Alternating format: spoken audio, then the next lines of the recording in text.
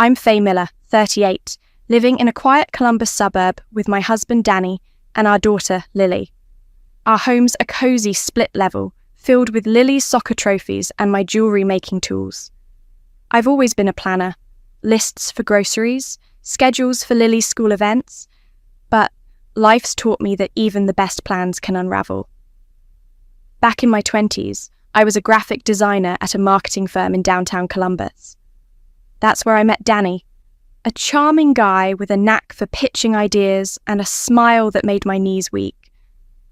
We bonded over late-night coffee runs during deadlines, laughing about our shared love for old rock vinyls. He showed me a photo on his phone, a little girl grinning on a playground slide.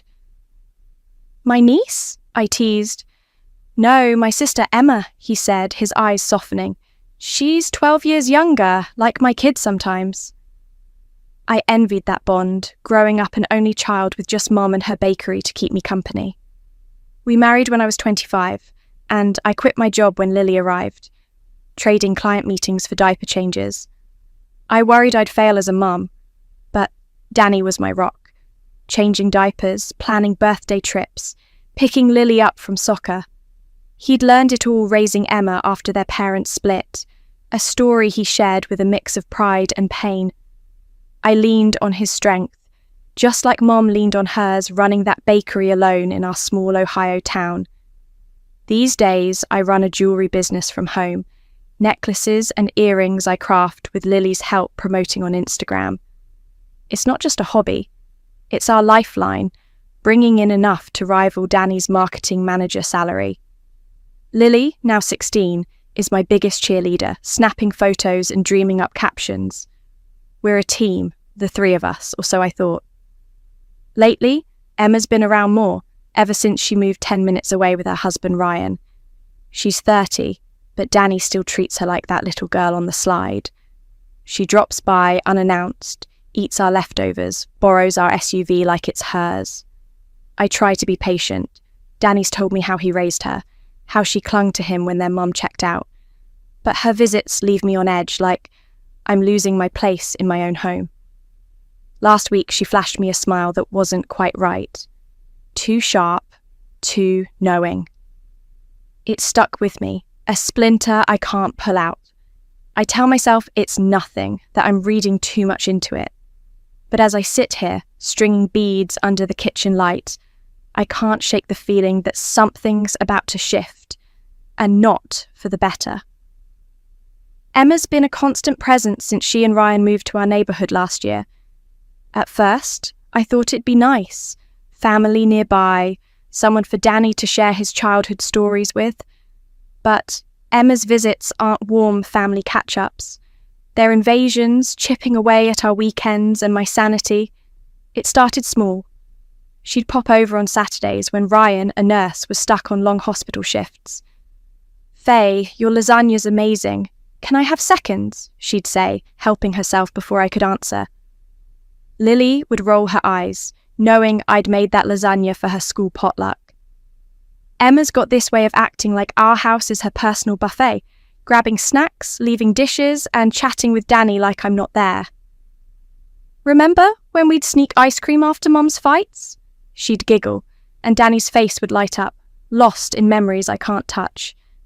Then she started borrowing our SUV. "Just for a quick errand," she'd say, but errands turned into hours. I'd find empty coffee cups or crumpled receipts in the seats, like she'd made herself at home. Danny shrugs it off. "She's lonely, Faye. Ryan's always working." I get it. Danny practically raised her when their parents' divorce left them fending for themselves in Chicago. He'd skip high school clubs to take her to the park, be her anchor.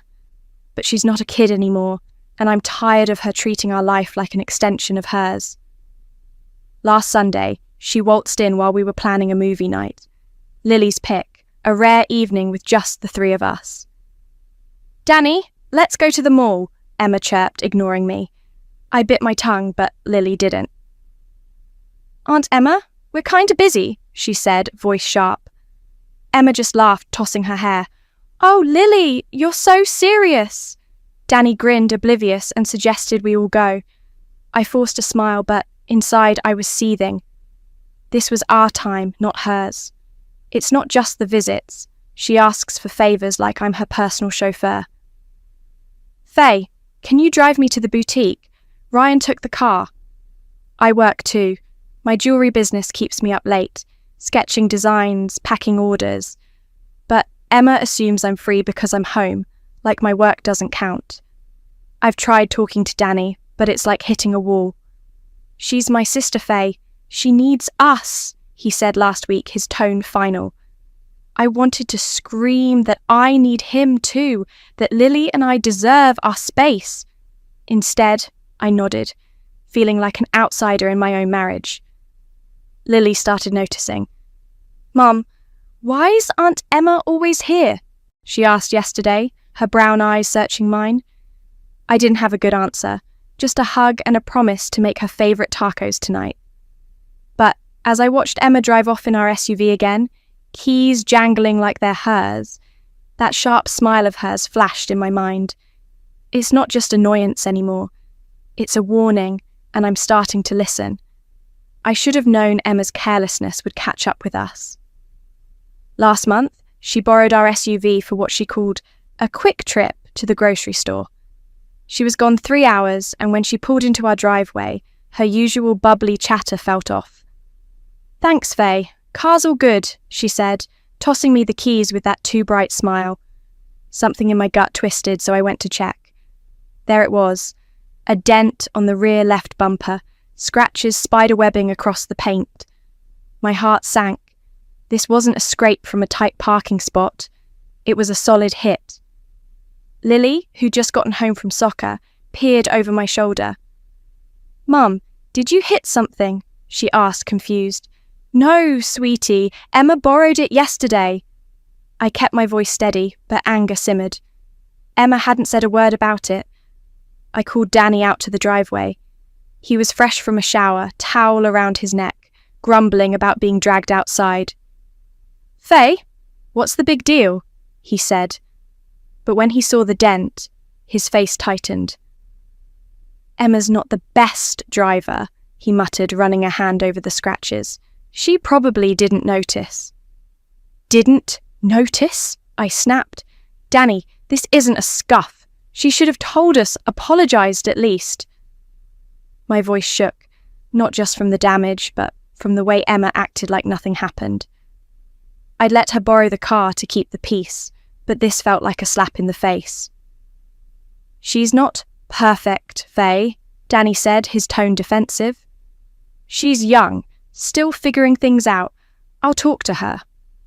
But his eyes said he wouldn't. He's always had a blind spot for Emma, ever since he played dad to her as a kid. I get it. Losing their parents' stability left scars, and he feels responsible. But she's 30, not 10, and I'm tired of her skating by. I stood there, staring at our dented SUV, feeling like it was more than just metal that got banged up. Danny went back inside, muttering about work, leaving me with Lily. Mum, Aunt Emma's kind of selfish, she said quietly, kicking a pebble. I hugged her, my chest tight. We'll figure it out, I promised, but doubt crept in. If Danny couldn't see how Emma's actions hurt us, what else was he missing? I thought of Mom, running her bakery alone, never letting anyone walk over her. I wanted to be that strong, but right now, I just felt stuck, watching the trust I'd built with Danny start to crack. Emma's visits didn't slow down after the dent incident. If anything, they got worse. She'd show up unannounced, her laughter filling our house like she owned it. Weekends, weekdays, it didn't matter. She'd plop onto our couch, raid the fridge, or ask for favours like I was her personal assistant. Faye, can you drop me at the salon? Ryan's got the car, she'd say, batting her eyes. I'd grit my teeth, explaining I was mid-order for my jewellery business, but she'd shrug. You're home all day, right? You've got time. That assumption burned. I'd built my business from scratch, pouring late nights into crafting necklaces while Lily posted them online. It's not just a side gig. It pays our bills, sometimes more than Danny's salary. But to Emma, I'm just a stay-at-home mum with nothing better to do. Last week, she even asked to borrow my laptop for a quick email, leaving it open to her social media, tabs full of boutique clothes. Lily caught me glaring at the screen. "Mum, why do you let her do this?" she asked, her voice sharp with the same frustration I felt. I tried talking to Danny. One night, after Emma left with a plate of Lily's favourite brownies, I sat him down. "Danny, she's here too much. I need our space, our family time." My voice was calm, but my hands shook. He leaned back, sighing. "Faye, she's my sister. She's lonely with Ryan working weekends. Remember how I raised her? She needs me." His words hit like a wall. I remembered how he'd skip prom to help Emma with homework, how their mum's absence left him as her anchor. But I needed him too, and so did Lily. "She's not a kid, Danny," I said, my tone sharper. "She's 30. She can't just take over our lives." He frowned, his jaw tight. "You're being harsh. She's family." Family. That word stung, like I was less than Emma because I didn't share his blood.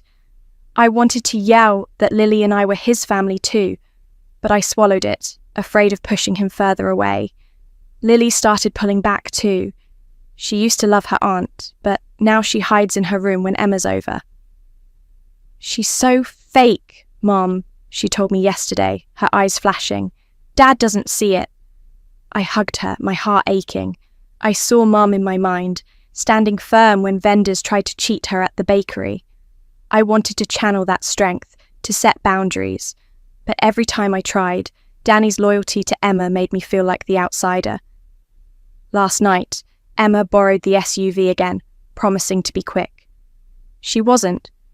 When she returned, her smile was too sharp, like she knew she'd gotten away with something.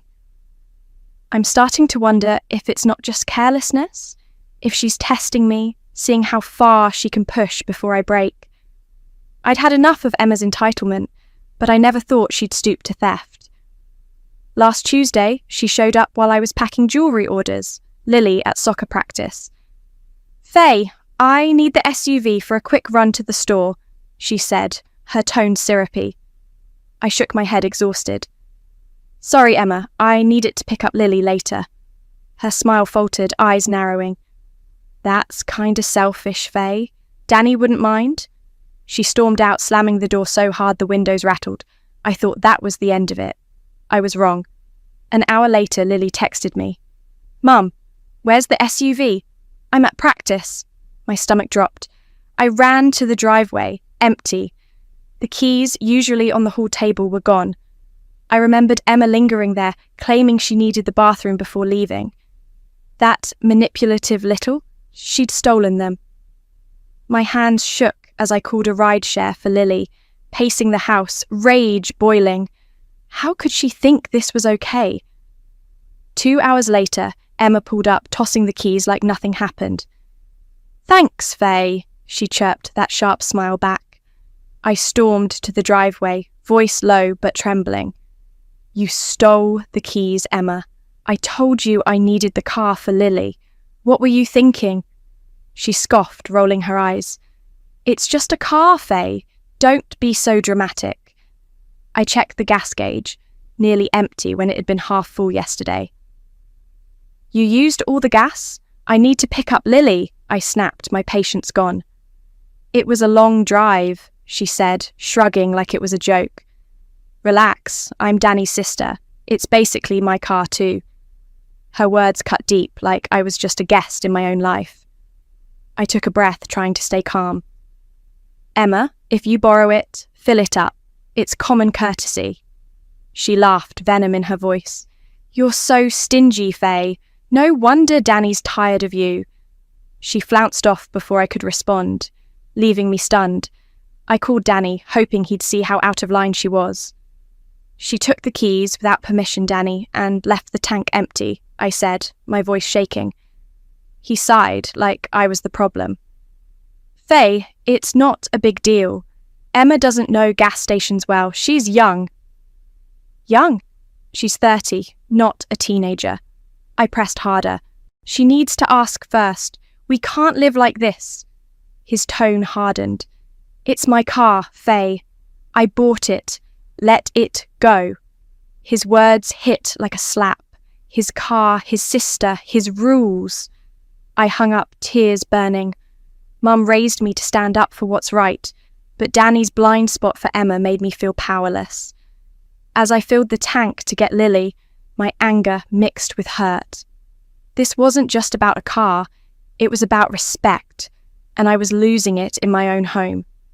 I thought Emma's key-stealing stunt was her lowest move, but I was wrong. A few days later, she showed up again, all smiles, like nothing had happened. "Borrowed the SUV, Faye. Filled it up for you," she said, handing me the keys, with that eerie grin that made my skin crawl. Danny beamed, patting her head. "See, Faye?" Emma's thoughtful. I nodded, but my gut screamed something was off. Her eyes held a glint I couldn't ignore, like she was daring me to check. After she left, I inspected the SUV. No dents, tank full, just like she said. But that smile haunted me. Danny caught me circling the car. "Faye, you're paranoid." "She's trying," he said, his voice sharp with irritation. I bit back a retort. His defense of her was a wall I couldn't climb. Instead, I had an idea. "Fine, Danny. Take the SUV to work tomorrow. I don't need it." His face lit up. "Really? I've got a big client meeting." "Perfect." He practically skipped inside, oblivious to the dread pooling in my chest.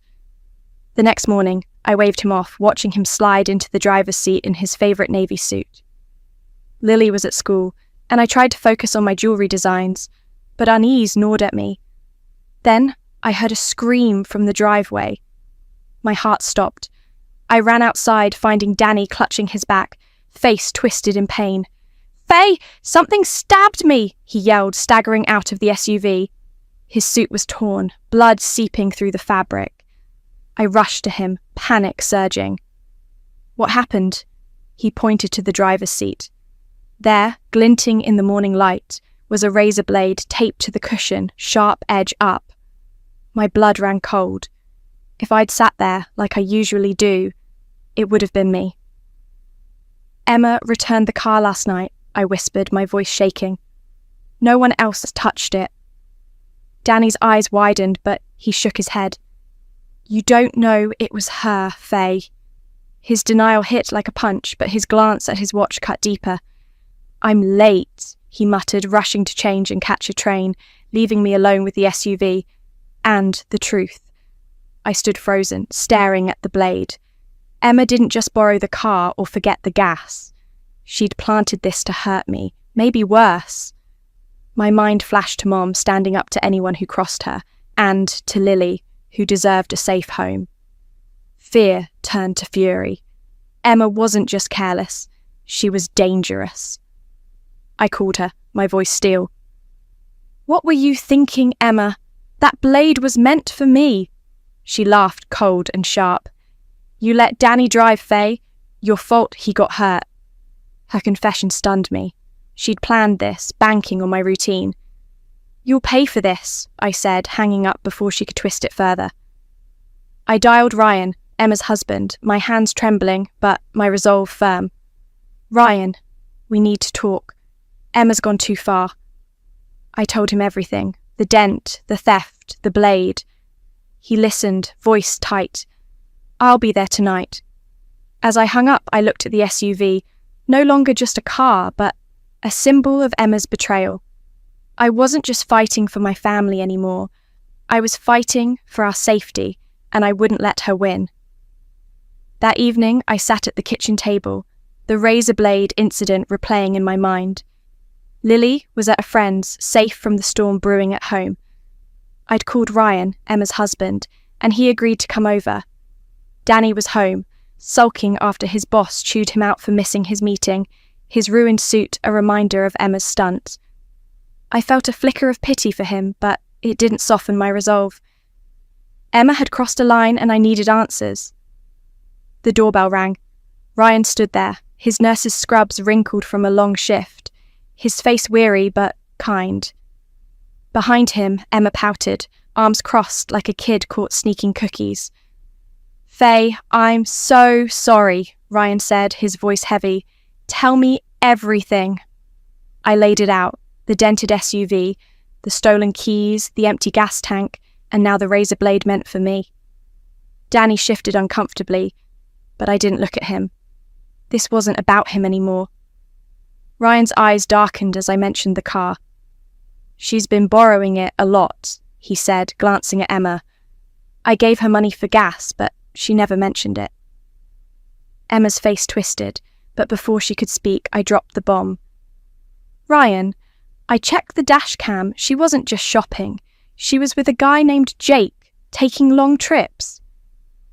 I'd watched the footage that afternoon, my stomach churning as Emma laughed with a stranger, their hands brushing. The gas money Ryan gave her? Spent on fancy dinners, not fuel? Emma's eyes widened, panic flickering. "It was just shopping, Ryan. There's this organic store in Hilliard, pricey, but..." Ryan cut her off, his voice sharp. "Who's Jake, Emma?" The dash cam caught everything. She froze, then stammered, "It was just fun, okay? You're always working, never around."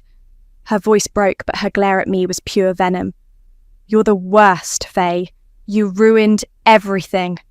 Ryan's face hardened, his usual calm replaced by cold fury. "You cheated, Emma, and you tried to hurt Faye." He turned to me apologetic. "I had my suspicions, but this... I'm filing for divorce. She'll answer for this." Emma sobbed, but I felt no sympathy. She played the victim too long, manipulating Danny, using our family, endangering us. Ryan's pain mirrored mine. He trusted her just like I trusted Danny. Danny finally spoke, his voice low. "She's my sister, Faye. She messed up, but..." I cut him off, my heart pounding. "She tried to hurt me, Danny. That's not a mistake. It's a choice." Ryan nodded, his jaw tight. "I'll handle her, Faye. I'm sorry you got caught in this." He grabbed Emma's arm, leading her out as she protested, her sobs fading into the night.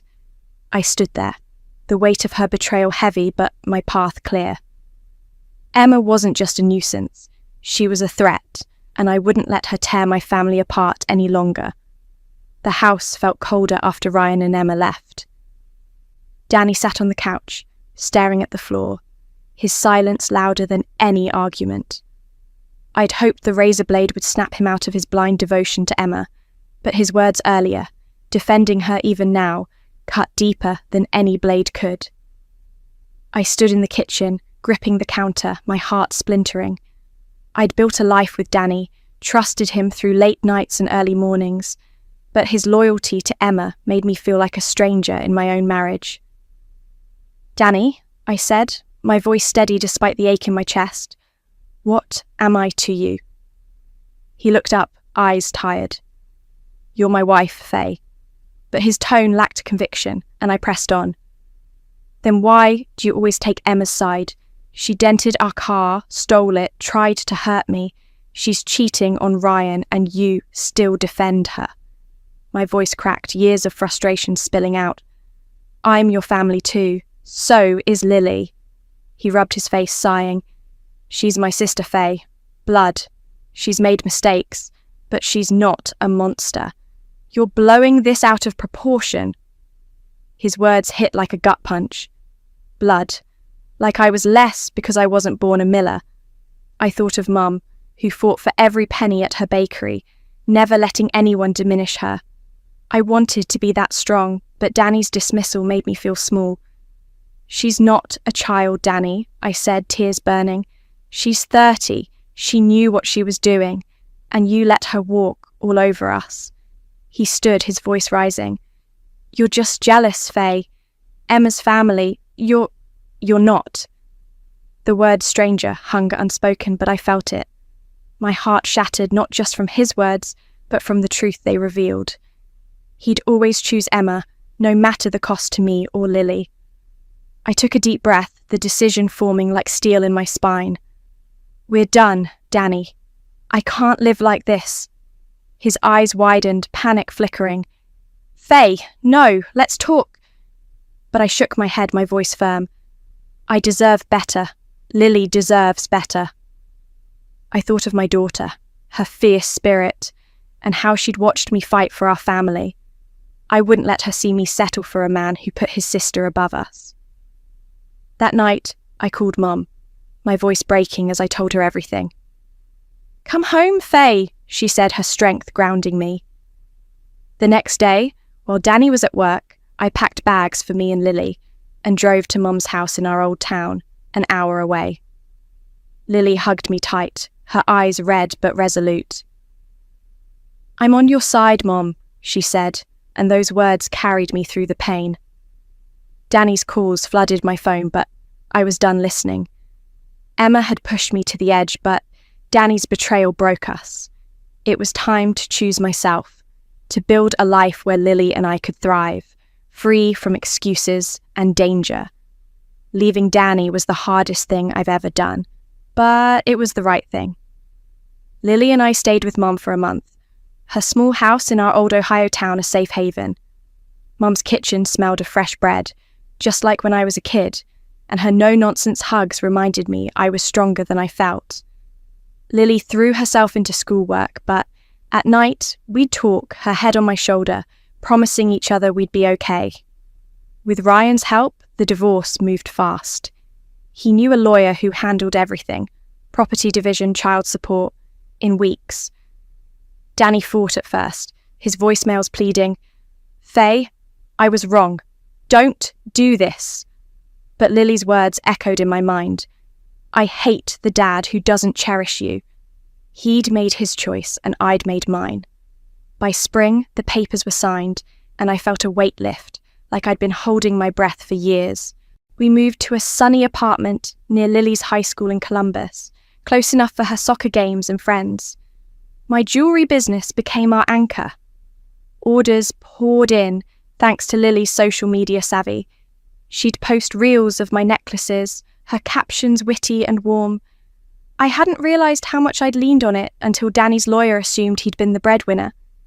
He didn't know I'd been matching his salary, bead by bead, late into the night. That ignorance stung, but it also freed me. I didn't need him to see my worth anymore. Lily and I rebuilt our rhythm. Mornings were rushed, her grabbing toast, me sketching designs, but evenings were ours. We'd cook, laugh, and plan her future, maybe college for graphic design like I'd once done. The ache of Danny's betrayal lingered, but it faded against the joy of our new life. I saw Mum in myself, her grit shining through as I carved out this space for us. Lily noticed too. "You're tough, Mum," she said one night, her smile proud. "Like Grandma." I laughed, but my heart swelled. I was teaching her what strength looked like, just as Mum had taught me. Ryan called once, updating me on Emma. He'd filed for divorce, seeking compensation for her infidelity. "I don't care about the money," he said, voice heavy. "I just want her to face what she did." I understood. We both wanted accountability, not revenge. As I hung up, I felt a strange peace. Danny and Emma could have each other. I had Lily, my business, and a future I was building, one choice at a time. For the first time in years, I felt like I was home, not just in our apartment, but in myself. A year later, life feels like a gift. Lily and I are settled in our Columbus apartment, the walls bright with her art and my jewellery sketches. Tonight, she's got a friend over, and the kitchen's alive with laughter as we make my special fried chicken, crispy, golden, the kind Mum taught me. "Mum, this is the best," Lily says, her friend nodding eagerly. I grin, my heart full. These moments, simple and warm, are what I fought for. "Fried chicken for dinner?" I ask, tossing a salad. Lily claps, her brown eyes sparkling.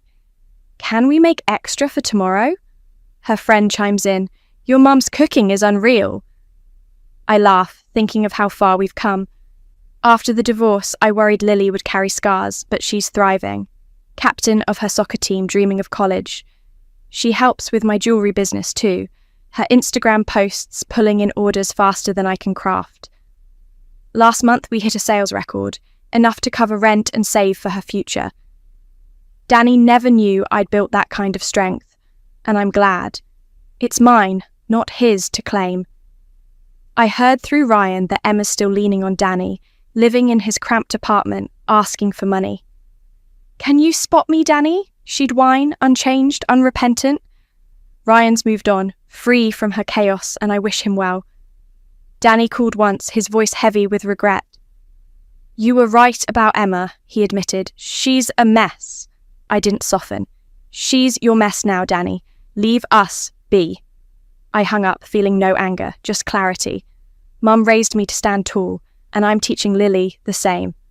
As I watch Lily and her friend giggle over dinner, I see my younger self in her, fierce, curious, ready to take on the world. "Mum, I want to be like you," she said last week, catching me off guard. "Strong, not taking crap from anyone." I blushed, brushing it off as just a mum thing, but her words lit me up. I'd faced Emma's schemes, Danny's betrayal, and come out stronger, building a life where love and respect aren't negotiable. I can't wait to see the woman Lily becomes, carrying that same fire. To everyone who's followed my story, thank you. You've walked with me through betrayal, fear, and the fight for something better. My journey wasn't easy, but it taught me that strength isn't just surviving, it's choosing yourself, your family, your truth. If my story hit home, share yours. Hit that subscribe button, join our community, and let's keep telling the stories that matter, ones of courage, love, and new beginnings. Here's to building lives that shine, one moment at a time. See you at the table.